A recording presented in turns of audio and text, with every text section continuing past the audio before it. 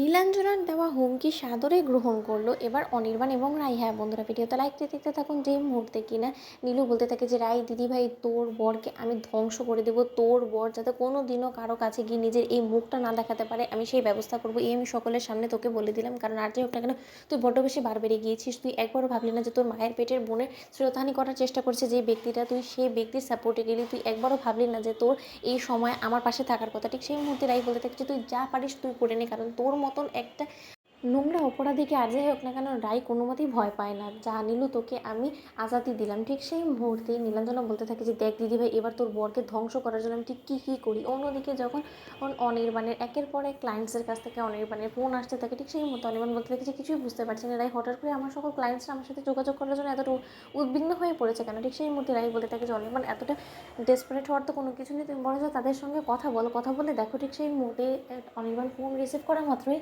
অনির্বাণকে ওর সকল ডিলার্সরা বলতে থাকে যে দেখুন মিস্টার অনির্বাণ স্যার, আমার মনে হয় না যে আগামী দিনে আমরা আপনার সঙ্গে আর কোনো রকম কোনো কাজ করতে চাই। কারণ আপনার মতো মানুষের সঙ্গে কাজ করে আমাদের নাম ক্ষুণ্ণ হোক বা আমাদের কোম্পানির নাম ক্ষুণ্ণ হোক, সেটা কোনো মতেই চাই না।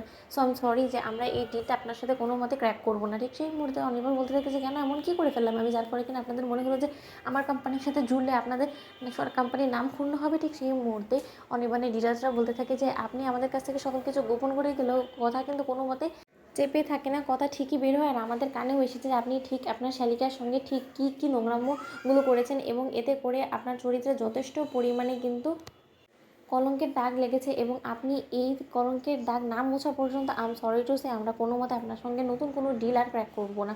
ঠিক সেই মুহূর্তে অনির্বাণ বলতে থাকে যে ঠিক আছে, that's none of my business, আপনাদের এটা ভালো মনে হয়েছে আপনারা সেটাই করুন, কিন্তু তার সত্ত্বেও আমি কি জানতে পারি যে আপনাদেরকে এই নিউজটা ঠিক কে দিয়েছে। ঠিক সেই মুহূর্তে সেই ডিলারটা বলতে থাকে যে দেখুন, আপনি যার সঙ্গে এই নোংরামোটা করার চেষ্টা করেছেন সে আমাদের কাছে এসে রীতিমতো হাত জোর করে আমাদের কাছে অনুরোধ করে বলেছে যে তার প্রতি হওয়া এই অন্যায়ের যাতে আমরা তীব্র প্রতিক্রিয়া জানাই এবং তা আপনার বিরোধিতা করি। কারণ আর যাই হোক না কেন, দেখুন এই জিনিসটা তো আমাদের সামাজিকভাবে কেউই কোনোদিন অ্যাকসেপ্ট করবে না। আপনি সব কিছু ধামাচাপা দেওয়ার চেষ্টা করলেও সেই মেয়েটা তো কোনো মতো মুখ বুঝে সব কিছু সহ্য করবে না, কারণ ওর সাথে যা কিছু হয়েছে তারপর আপনার যথেষ্ট পরিমাণ তার প্রতি সরি ফিল করার কথা, কিন্তু সেরকম কোনো রকম কোনো হাবভাবই আপনার মধ্যে দেখা যায় না। তার থেকে বড় কথা, আপনার বিন্দুমাত্র রিগ্রেট অবধি নেই, সেটা তো আমি আপনার সঙ্গে কথা বলে বুঝতে পারছি। তাহলে তো আমি বুঝতেই পারছি যে সেই মেয়েটার উপর দিয়ে কতটা ঝড় বয়ে যাচ্ছে। আপনি নিশ্চয়ই ক্ষমতার প্রভাব দেখে তাকে ভয়ভীতি দেখি তার মুখ চুপ করানোর চেষ্টা করবেন। কিন্তু মিস্টার অনির্বাণ সেন একটা কথা বলে দিচ্ছে, আপনি নিশ্চয়ই বুঝতে পারছেন যে একের পর এক যখন আপনার ডিলাররা আপনার কাছ থেকে সকল কন্ট্রাক্ট ক্যান্সেল করে দিচ্ছে, তাহলে নিশ্চয়ই আপনি বুঝতে পারছেন যে আপনার এগেনস্টে যেতে আমাদের বিন্দুমাত্র সময় লাগবে না। আমরা কিন্তু সেই মেয়েটার প্রতি হওয়া অন্যায়ের তীব্র প্রতিবাদ করব, তাই আপনি এটার জন্য